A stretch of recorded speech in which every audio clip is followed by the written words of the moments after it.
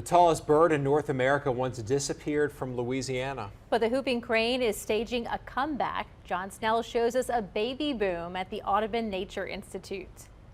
New life comes into the world. This video from several weeks ago shows a whooping crane chick cracking its shell.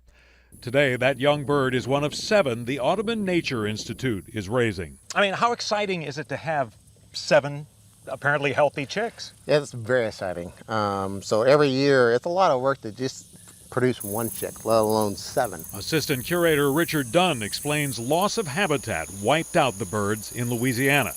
Wildlife agents estimate there are 78 of the cranes today in the wild from 0 a decade ago. They've had some hatches out in the wild this year too, so that's been great. At its West Bank Species Survival Center, Audubon also raises highly endangered Mississippi sandhill cranes.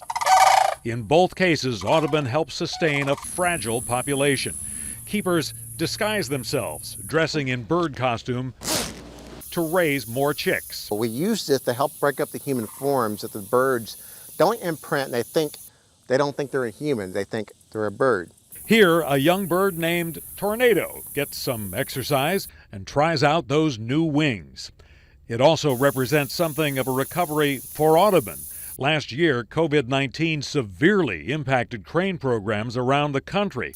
At first, they had to be sure the cranes couldn't get COVID-19. Once we learned that they were not susceptible, we did have concerns about keepers and staff working very close together. Over the next 6 months, the birds will take their first flights at Audubon before they're transported to a wetlands conservation area in southwest Louisiana to learn how to be a crane in the wild. The whole effort all revolves around sending these birds back to the wild, and it's something we're very excited about doing every year.